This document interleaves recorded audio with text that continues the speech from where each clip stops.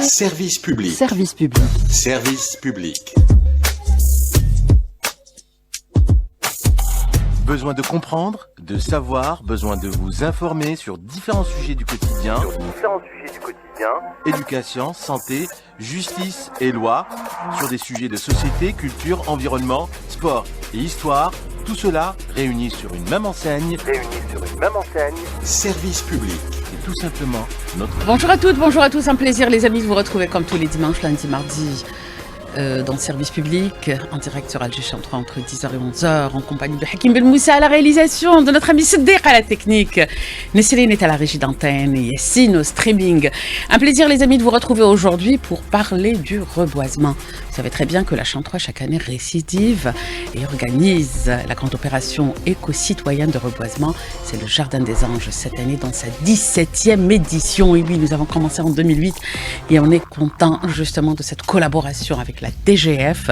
Nous avons un représentant aujourd'hui avec nous pour revenir un petit peu sur l'importance justement de reboiser. On va parler aussi de leur travail, un travail extraordinaire pour préserver nos surfaces vertes. Restez branchés, si le cœur vous en dit, au 021 48 15 15, vous êtes les bienvenus. À tout de suite. Exactement les amis, c'est notre métier justement de vous informer sur ces sujets, sujets du quotidien qui nous concernent.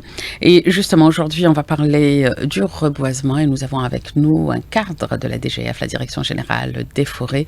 Monsieur Adel Bolot, bonjour. Bonjour à vous et bonjour à tous les auditeurs. Ça va, ça se passe bien? Ça va, alhamdoulilah. Les arbres se portent bien. Ah, bien sûr.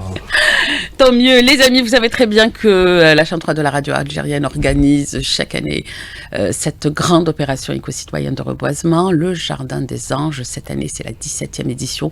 Nous allons revenir un petit peu sur le site, enfin les sites de l'année dernière. Rappelez-vous, l'année dernière, on a planté sur les 13 wilayas traversées par le barrage vert. Cette année aussi, nous allons revenir pour renforcer tout ça. Ça sera le 14 février prochain, donc samedi prochain à partir de 9h. On compte sur vous. Ça sera Naama, Al-Bayad, Adjelfa, Al-Rouat, Amsila, Betna, Asetif, Bourj Bariri, Jatebessa, Khanchla, Bouira aussi. Le barrage vert est arrivé jusqu'à Bouira.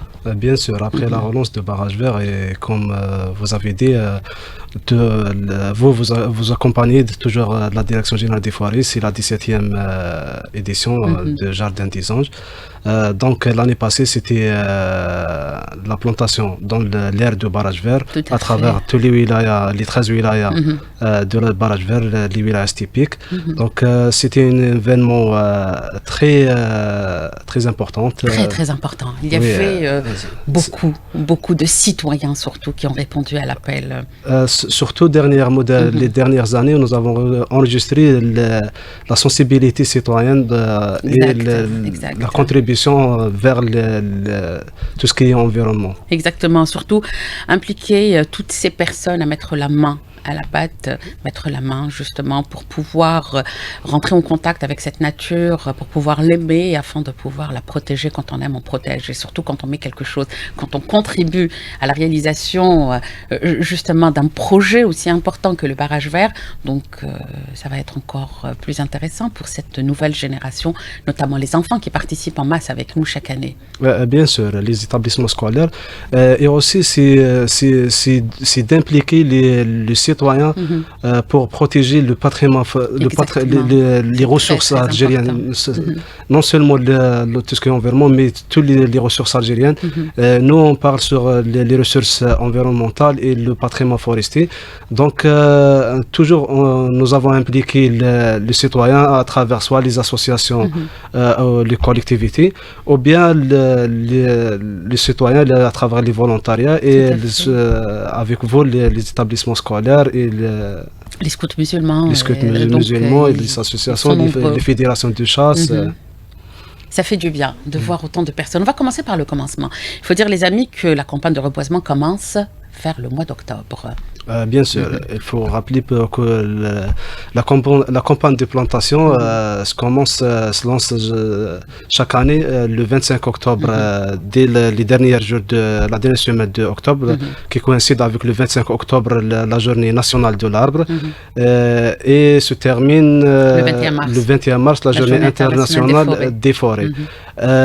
Nous, on lance la campagne de plantation dès les premières pluies dans le mois d'octobre. Si vous avez choisi cette période, c'est par rapport aussi à la météo. Voilà, la météo et la pluviométrie donc disponible. Le sol sera humide, donc les conditions climatiques... Ça va faciliter encore davantage.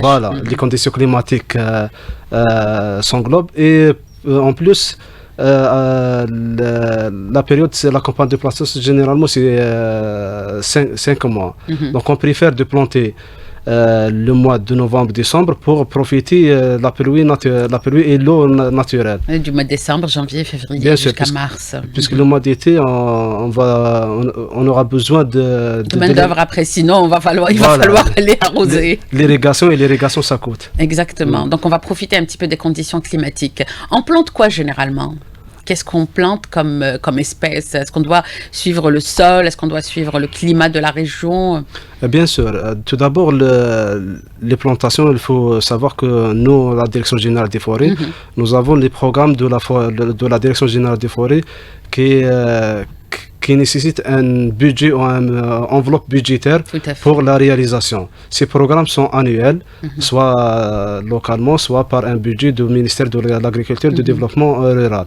Et aussi, nous avons le programme avec les volontariats, ça pour la plantation au niveau des villes, des périmètres urbains et suburbains, avec les associations, avec les institutions et avec aussi les établissements scolaires. Donc, le choix d'espèces se fait à travers l'opération et aussi en respectant la région, l'état bioclimatique et la nature du sol, et aussi l'orientation, soit pour protéger la forêt ou bien par choix des espèces à valeur économique. Et ça pour les destiner aux éleveurs, aux riverains et les gens qui vivent à proximité des forêts. Ça, c'est très, très important. Donc, vous essayez un petit peu de faire un état des lieux, voir où en est la situation, les endroits qui nécessitent une plantation en masse, et vous allez, à travers ce que vous avez relevé comme information, planter pour voir un petit peu si ça va suffire. Est-ce que ça suffit? Est-ce qu'on a énormément d'espace vert? Nous, la Direction Générale des Forêts, notre mission principale, c'est de protéger les forêts. Notre travail, c'est... Qu'on a déjà comme patrimoine. Voilà. Notre mission principale, c'est la protection des forêts. Donc, notre travail se fait au niveau des forêts, de domaines forestiers de l'État algérien. Mais nous, on est impliqués aussi dans les espaces verts, puisque les citoyens... la création, justement, des espaces aussi. Voilà, la création et la contribution avec toutes les collectivités locales à travers les wilayas pour l'accompagnement dans soit l'itinéraire technique ou la fourniture des plans pour l'extension des espaces verts. Et ça, il faut savoir aussi que la Direction Générale l'origine des plans. L'origine des plans, nous avons... Exactement, on voit beaucoup de plans. Voilà. Ça, c'est excellent, c'est bon à savoir. Trois types de pépinières. Les pépinières de l'administration des forêts, nous avons à chaque wilaya, nous avons la conservation des forêts. Et généralement, toutes les conservations ont des pépinières, pas les 69, mais la majorité, ils ont des pépinières de l'administration pour la préparation de la campagne de plantation. Mais aussi nous avons la pépinière du groupe Génie Rural, qui est une entreprise sous tutelle du ministère de ministère de l'Agriculture, du Développement Rural et de la Pêche, et aussi les pépinières privées. le choix des plans. Donc vous sollicitez aussi les privés quand vous... Bien sûr.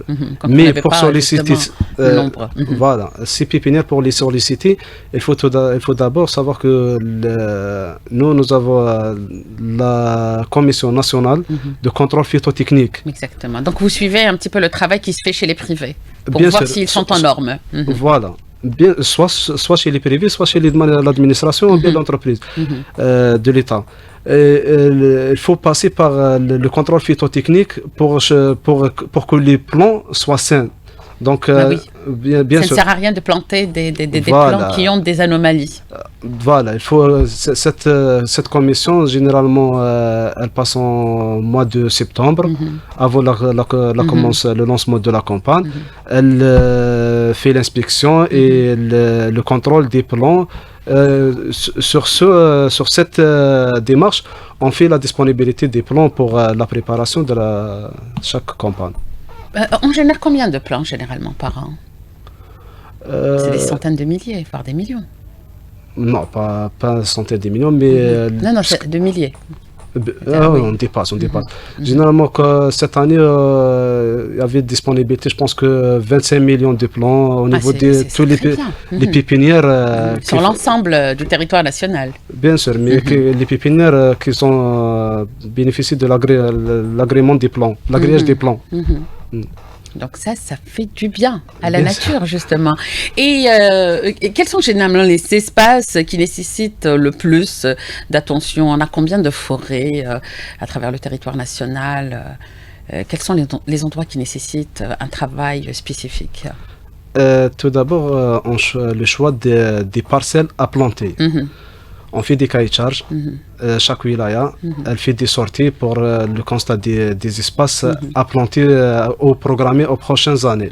Donc, généralement, on fait on choisit les terrains, les parcelles qui ont subi des incendies durant les dernières années. Bah, j'imagine. Voilà. Pas la dernière la année, priorité. mais durant généralement les 10 dernières années. Très bien. Puisque nous, après l'incendie, on attend. On voit un petit peu parce que la nature se régénère d'elle-même. Voilà. Et on va attendre. Ce qui n'a pas été fait par la nature, on essaye de le combler. Voilà. On va attendre la régénération naturelle. Et après, on va... Ça prend combien d'années à peu près? 2-3 ans? Généralement 2 ans. 2 ans, 3 ans. Si on voit des régénérations naturelles, on attend. Si on ne voit pas, on va le programmer pour les campagnes prochaines. Ça demande des enveloppes budgétaires pour la plantation. Donc, il faut une entreprise de réalisation, il faut 3 ans de suivi, d'entretien pour un projet intégré. Et aussi, ça pour les espaces qui ont subi des incendies dans les dernières années, mais aussi les espaces dégradés pour la restauration des écosystèmes, pour l'extension de patrimoine forestier, soit dans les conservations, soit dans les parcs nationaux, mais la plus importante, c'est le choix du terrain ou bien la nature juridique du terrain. Puisque nos forêts algériennes, ça vient de domaine forestier national, mais aussi on a des forêts de privés. D'accord. Donc on ne peut pas planter chez les privés. Quand un citoyen voit les forêts, il dit c'est tout nu, mais les forêts et bien justement, sont c'est privé. Ils ont leur propre forêt, donc ils ont besoin de plants. Est-ce qu'ils travaillent en collaboration avec vous avant de planter et tout ça? Est-ce qu'ils demandent justement quel type de plants, quel type d'arbres il va falloir justement planter dans ces régions? Bien sûr, les privés, la direction générale des forêts accompagne toujours les riverains qui vivent à proximité des forêts ou bien dans les montagnes. À l'époque, ils ont lancé le PPDR, qui c'était des projets de proximité de développement rural intégrés pour améliorer les conditions de vie de ces populations dans les montagnes. On a besoin d'avoir des espaces verts. C'est très, très important. Bien sûr, mais aussi il faut planter des espèces à valeur économique. Tout à fait. Puisque le bénéficiaire, ou bien le riverain, il demande des espèces pour améliorer ses conditions de vie. Donc, on a des programmes de plantation, de distribution des plants fruitiers. Notamment l'olivier, qui est la part majoritaire. Exactement, c'est ce qui est demandé. L'olivier. Mais dernièrement, ils ont s'orienté vers le carobier, l'amandier, le pacanier, et toutes les espèces. Ça marche aussi le pacanier. C'est assez tendance en ce moment, c'est devenu un petit peu à la mode. Bien sûr. Mais le bénéficiaire, il demande des espèces qui ont des croissance rapide pour essayer de gagner encore davantage, pour ne pas attendre trop longtemps. Ah, bien sûr, pour qu'il profite du temps. Un retour d'investissement. Bien sûr. C'est tout un travail qui est fait. Et aussi, c'est l'orientation de Monsieur le Président dans le relancement de barrages verts, de planter des espèces à valeur économique. Pour joindre l'utile à l'agréable, lutter contre la désertification et avoir justement cette possibilité de profiter de ces arbres. Bien sûr. C'est lutter contre, comme vous avez dit, lutter contre la désertification. C'est une barrière contre l'avancement de l'ensablement. Et aussi, c'est une protection de la nature. C'est à peu près 3 millions d'hectares, c'est ça 3 millions d'hectares, oui. Donc c'est 1200 km et à peu près 1200 km d'est en ouest. C'est une barrière écologique. De l'est à l'ouest, et c'est un exemple que le monde, chaque événement, les spécialistes du monde entier viennent un petit peu pour voir où en est la situation. Et c'est pour ça les Africains, ils voulaient faire la ceinture verte africaine. L'humour africain. Ça, c'est pas mal aussi, si on pouvait un petit peu profiter de l'expérience de l'Algérie. C'est vrai, il y a quelques années, il y avait une seule espèce, donc on a perdu beaucoup d'hectares. Mais aujourd'hui, il y a un travail extraordinaire qui est en train de se faire sur le barrage vert. Donc on essaye de planter des arbres qui s'adaptent à la région, qui s'adaptent au climat, qui s'adaptent au sol. Ça, c'est très, très important. Bien sûr. À l'époque, mais à l'époque, c'est vrai que c'était une seule espèce qui est le pin d'Alep.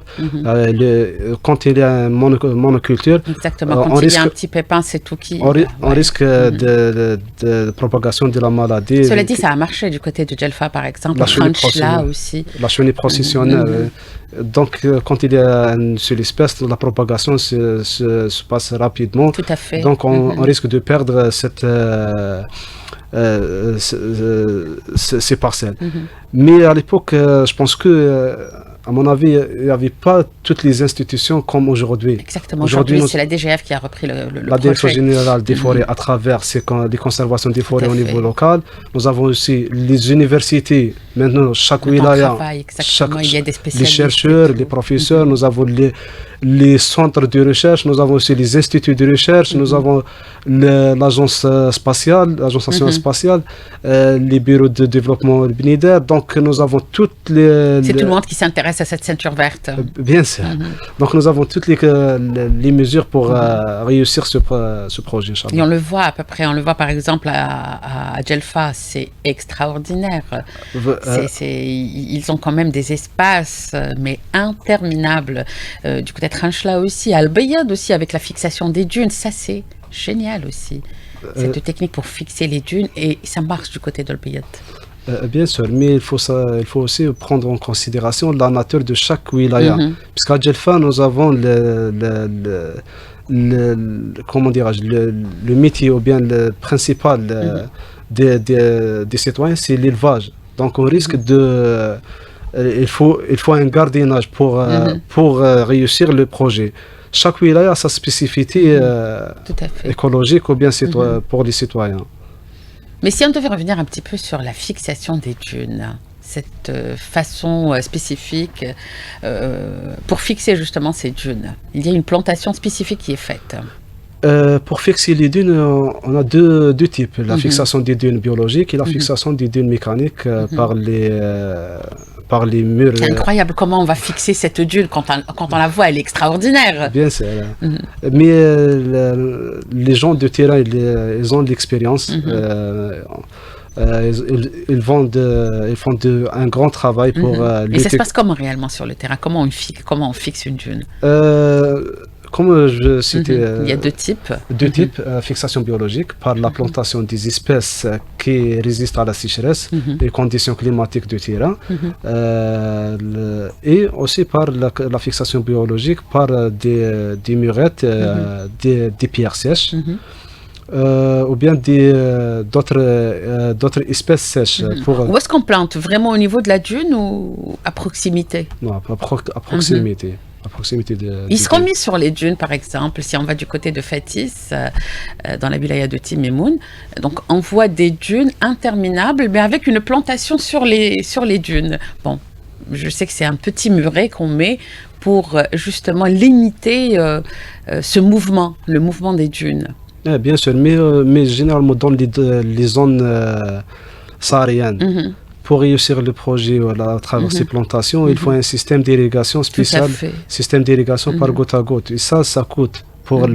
Ça coûte, il faut un entretien et il faut aussi des surveillances pour réussir. Et pourtant, il y a le système des Fougara. Système des Fougara, oui, bien sûr, mais pas pour toutes les oui, c'est pas évident. C'est pas évident, exactement. Il demande certaines spécificités, les zones sahariennes. C'est pour ça qu'on choisit des espèces résistantes et qui s'adaptent à la région et les conditions climatiques, soit pour lutter contre la désertification, soit pour lutter contre l'ensablement et aussi pour l'extension du patrimoine saharien. L'environnement, c'est notre affaire et c'est l'affaire de tous. Et elle est avec nous, elles sont avec nous, Safia et Imen, les cofondatrices du programme Permakids. Bonjour Soraya. Bonjour Imen, voilà. Ça va, ça se passe bien? Très bien, alhamdoulilah. Eh ben, génial. Alors, il n'y aura que la moitié de l'équipe. Très bien, il y aura Imen avec nous. Car Safia est sur une expo qui vient de démarrer à l'université de Bebzoar. Donc elle est à quelques mètres de moi avec un club universitaire. Très bien, le Process Club qu'on salue et qu'on a déjà eu le plaisir de recevoir dans les studios d'Alger 3. Exactement. Alors Imen, si on devait revenir un petit peu sur votre projet Permakids. Oui, alors Permakids, c'est un projet qui a commencé en 2021, on pourrait dire ça, et l'objectif c'était de reconnecter les enfants des villes à leur environnement naturel et social. Excellente initiative. Merci. Donc on a essayé de faire ça à travers un programme d'atelier de sortie en plein air. Et voilà, dès le début, il fallait faire découvrir aux enfants cette nature qui les entoure, qui est un peu éloignée de nos villes en ce moment à cause du béton omniprésent. Donc l'enfant, si on veut qu'il aime cette nature qui l'entoure, il faudrait la lui faire découvrir et à partir de là, il va la protéger. Donc en plantant un arbre, en écoutant les oiseaux, en observant les insectes, en vivant les saisons aussi. Voilà. Et comment ça se passe réellement en ce moment sur le terrain, 5 ans après le lancement justement de cette excellente initiative pour rendre justement ces petits citadins un peu plus, on va dire, attentionnés par rapport à ce qui se passe autour d'eux, et notamment la protection de l'environnement. Voilà, c'est déjà leur faire comprendre qu'on fait partie de cette nature, donc c'est pas nous, l'humain et la nature. Exactement. Voilà, deux éléments différents, on va ensemble. Oui, on va ensemble, on est partie intégrante. Donc ça peut se faire à travers des ateliers qu'on anime au niveau des écoles. Donc c'est inviter justement cette biodiversité au niveau des écoles à travers l'installation de jardins potagers évolutifs. Donc l'enfant est là et il plante ses graines, il les suit tout au long des saisons. Il voit l'évolution. Il voit l'évolution exactement. Il voit toute la biodiversité qui tourne autour. Voilà, qui tourne autour. Que ce soit les abeilles. Surtout les abeilles, c'est très important. Oui. Quand on sait que 5 ans après la disparition des abeilles, l'homme risque de disparaître. Non, il va disparaître si jamais il y a ça. Oui, il y aura plus de légumes, plus de fruits, ni pour l'homme, ni pour les animaux. Et donc, je voudrais aussi parler de notre première sortie, justement. Elle s'est faite autour de l'arbre. Voilà, donc c'est un élément central dans la nature. Et c'était à travers la découverte de l'arbre, aller vers observer, ramasser des feuilles pour faire son herbier, comprendre les saisons aussi à travers l'arbre qui perd ses feuilles en automne et à l'hiver, le bourgeon qui revient au printemps et les fruits qui arrivent, voilà, souvent. Juste après l'apparition du bourgeon. Ouais. Oui. Ça, voilà, c'est excellent. Donc l'enfant est invité à découvrir d'abord, explorer par lui-même, toucher, expérimenter. Et est-ce que ça marche? Est-ce qu'il y a un intérêt? Ah, il y a, l'engouement est incroyable à la fin de la journée ou à la fin de l'atelier. Les enfants ont envie de continuer, ont envie de revenir. Et ils permettent même de transmettre ces valeurs-là, ces connaissances aux adultes. C'est un très bon vecteur de transmission. Exactement. Quand on voit que les enfants, en ce moment, ils sont un petit peu nés dans un environnement où on parle beaucoup, justement, de cette nature, on parle beaucoup d'écologie, on parle beaucoup de comment faire pour préserver notre environnement. Et c'est généralement eux qui donnent l'exemple aux parents. Je me lève et je le confirme pour l'avoir vu et constaté pendant des années. Oui. Et l'idée aussi, c'est d'accompagner l'éco-citoyen de demain. C'est-à-dire que la terre qu'on va laisser, on va leur laisser à eux. Il y a souvent une phrase de l'Afrique qu'on répète, quelle planète allons-nous laisser à nos enfants et quel enfant allons-nous laisser à notre planète. Donc c'est très très important. Alors vos projets, Imen? Alors, on est sur plusieurs projets, comme d'habitude. Comme d'habitude, donc on continue à proposer des sorties pédagogiques au niveau des fermes, au niveau des parcs urbains aussi, parce que c'est une biodiversité déjà existante à préserver. On pense aussi lancer des forêts, des micro-forêts, c'est-à-dire que dans chaque petit coin de la ville, au pied de créer des forêts urbaines. Voilà, aller vers des forêts urbaines justement, et c'est possible d'en avoir sur des petites surfaces. Donc avec une plantation dense, on peut avoir revenir à des espèces endémiques de la région, donc dans chaque ville ou dans chaque région. Tout à fait. C'est un peu comme ce que vous allez faire lors de la plantation dans le barrage vert. Oui. Et on a eu une chance extraordinaire d'avoir la DGF avec nous pour pouvoir justement faire une action éco-citoyenne avec des spécialistes pour que ça marche surtout. Et j'espère que vous allez faire la même chose, vous allez rentrer en contact avec la DGF. On est déjà en contact. Ah, super. Donc, ça a été nos partenaires dès le début, dès notre première plantation. Donc on avait planté justement des arbres à la forêt de Baïnem, avec la DGF, avec une association, Plugin, qui fait du nettoyage et la protection. Il y a eu un événement le week-end dernier. C'était avec l'association Gaïa, oui. Marcher et nettoyer, donc une marche écologique. Ça, c'est extraordinaire. Faire du sport, parce qu'on a besoin justement de bouger. Le faire dans un endroit propre et propice, comme la forêt de Baïnem aussi, c'est génial. Mais c'est bien aussi, c'est bien. On a déjà eu à créer un jardin du côté de la forêt de Baïnem, donc c'était génial. Oui, la présence de la DGF justement nous a permis de choisir les espèces, de montrer, de faire une démonstration aux enfants de la manière dont on plante un arbre, comment faire son trou, observer le sol, voir ce qu'il faut pour l'arbre et revenir prendre soin de cet arbre. Tout à fait. Tout au long, spécialement les 2 premières années. Et c'est bien aussi de donner cette possibilité à l'enfant de mettre la main à la terre. Oui. C'est bien. C'est un besoin vital, comme respirer, respirer, manger. Et à chaque opération du Jardin des Anges, je pousse les parents à laisser leurs enfants mettre du blanc pour qu'ils puissent salir en bonne et due forme. Oui, il ne faut pas avoir peur il ne faut pas avoir peur de cette nature, c'est pas grave, ça part au lavage. Les jolies couleurs de la nature et de la terre. Tout à fait. En tout cas, bravo pour tout ce que vous faites, Imen. Merci. On va continuer à collaborer ensemble, nous, autant que service public et vous aussi, autant que partenaire extraordinaire pour cette Dame Nature. Oui, on vous félicite aussi pour vos initiatives, pour cette 17e édition. Justement, ce beau projet qui continue. Qui met du vert partout. Exactement. Pouvoir justement donner la possibilité aux citoyens de participer, ça c'est génial.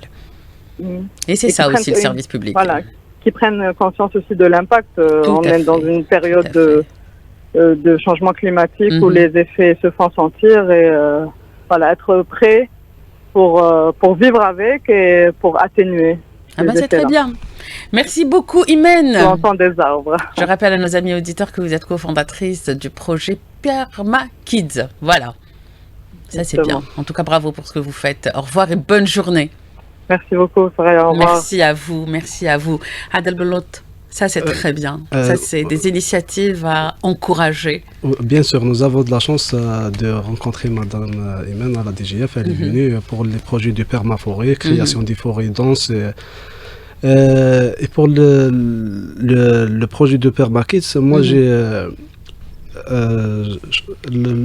ministère de l'Environnement et de Qualité de la Vie, en collaboration avec le ministère de l'Éducation, ils ont lancé un projet de création des jardins au niveau des établissements scolaires. Ça, c'est pas mal, c'est bien. On a besoin d'avoir justement cet espace, créer un écosystème, permettre justement aux enfants de voir comment ça se passe réellement. Parce qu'il y a tout un écosystème, il y a des petites bébêtes et tout, et c'est génial de pouvoir voir ça. C'est pour les impliquer dans la protection du patrimoine, et aussi pour les sensibiliser et donner une vision à long terme. Alors, avoir des éco-citoyens en bonne et due forme. Bien sûr, puisque cette initiative, c'est une expérience pour soit pour les étudiants, les élèves, ou bien pour les profs. Et ça crée une ambiance aussi, ça crée vraiment une ambiance. Dans d'autres pays européens, ils ont créé les jardins publics, les jardins scolaires même pour alimenter le resto. Pas pour les cantines. Les cantines, les restaurants. C'est leur propre. C'est bien de pouvoir faire ça. Bien sûr. Mais excellente initiative. J'espère que ça va marcher et très bientôt. Vous avez commencé ou c'est le ministère de l'Environnement. D'accord. Donc on attend. On attend. Ils ont lancé déjà. Ah, ils ont commencé. Ils ont commencé. Ça, c'est génial. J'espère que ça va se propager un petit peu partout à travers le territoire national. À travers tous les établissements scolaires. C'est bien d'avoir son propre potager. Bien sûr. Et revenir un petit peu à c'est un laboratoire. En arrière. À l'époque, nos mamies avaient tout, avaient leur petit potager. Elles avaient aussi leurs herbes aromatiques, leur coriandre, leur basilic, leur menthe et tout. Donc ça permettait un petit peu d'avoir une certaine vie. Bien sûr. Et de la verdure, même quand on est en ville. Et la volonté, elle va donner la volonté aux élèves pour contribuer au projet. Parce qu'il est entretenu justement par ses élèves. Voilà. Donc tous les matins, il y a un petit arrosage, et même pour la cueillette. C'est leur propre projet. Ça, c'est pas mal. Ça, c'est génial. Tout comme notre Jardin des Anges. Nous allons revenir un petit peu sur l'importance d'impliquer les citoyens. Vous avez justement cette tradition, c'est de travailler en étroite collaboration avec les associations, les clubs verts, etc. Bien sûr. Comme j'ai dit au début, la mission principale de la Direction générale des forêts, c'est de protection des forêts et l'extension du patrimoine.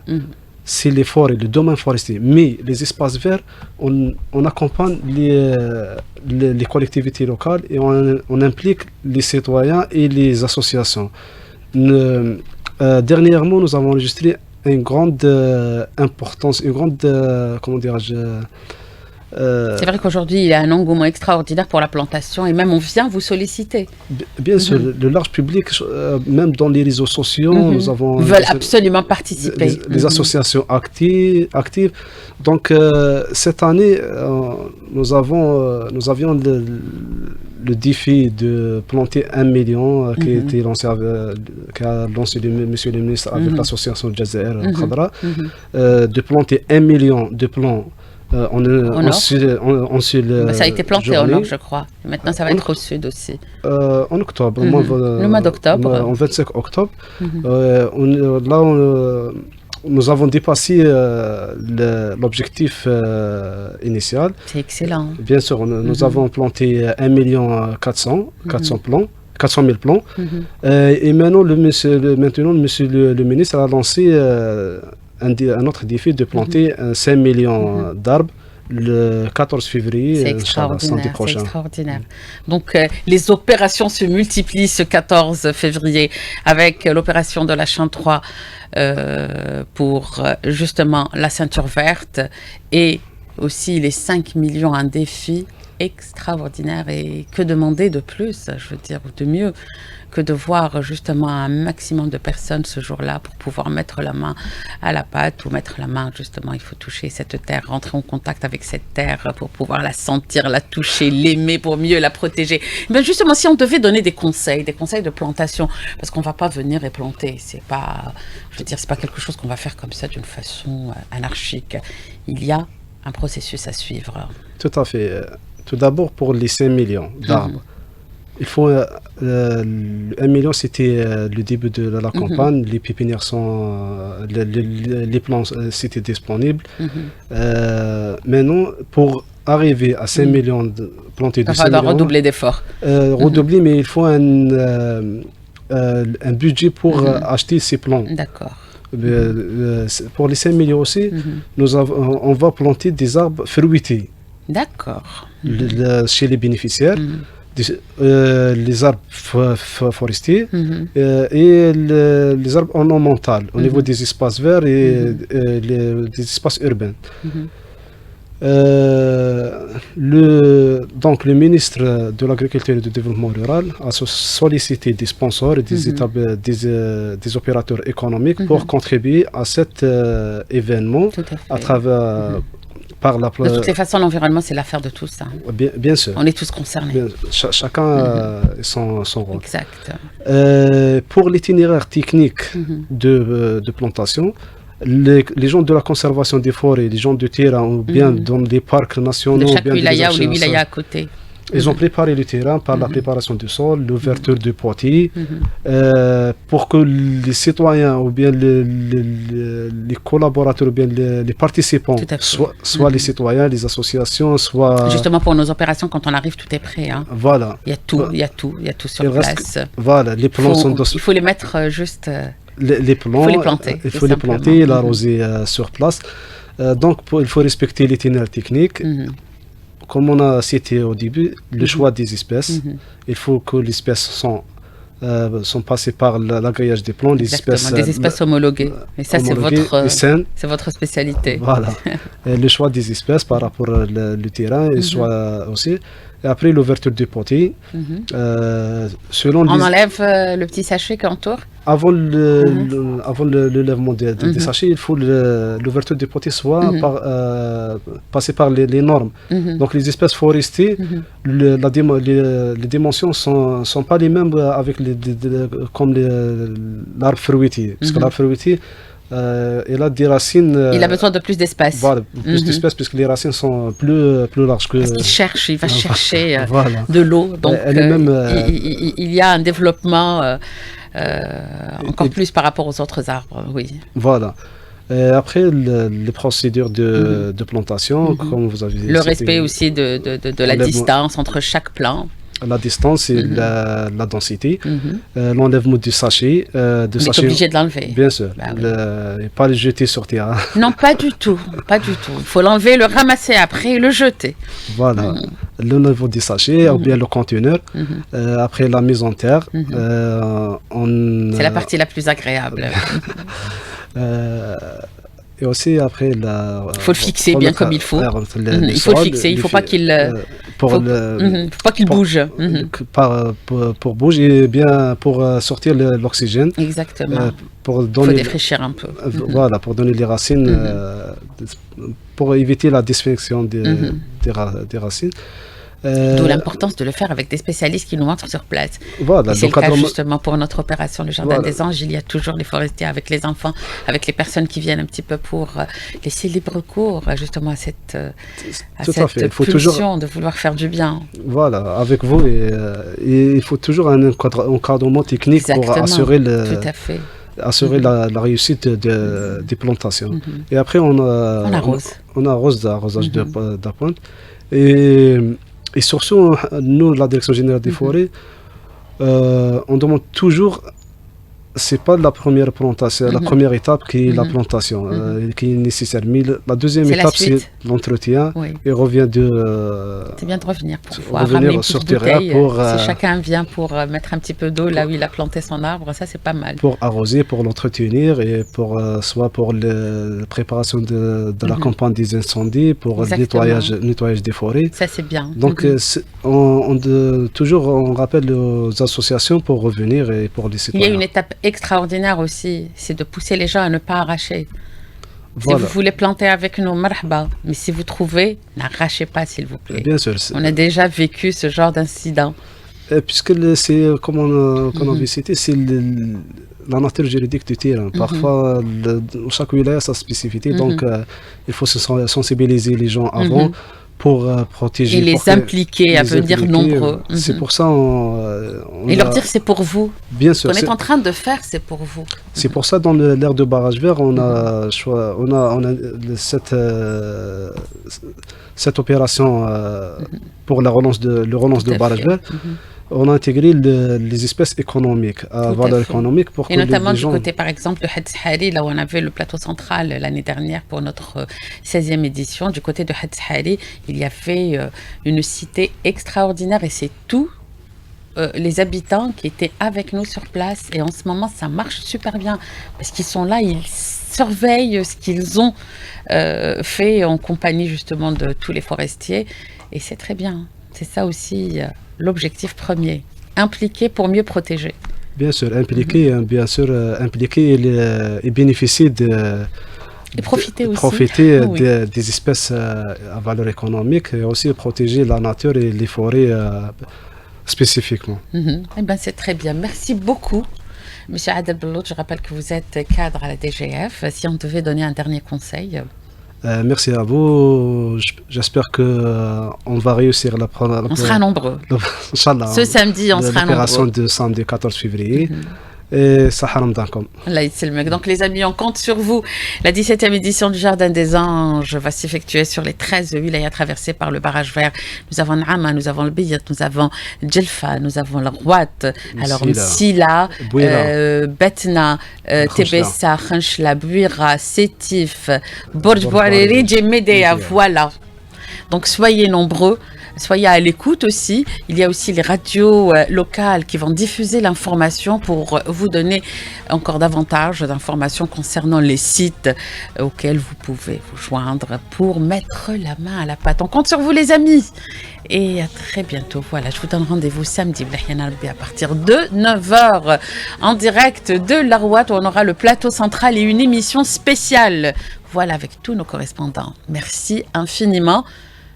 Merci. La nature a besoin de vous et le Jardin des Anges. Et il faut dire que l'arbre est à la nature ce que l'enfant est à l'humanité et c'est très très très important. Voilà.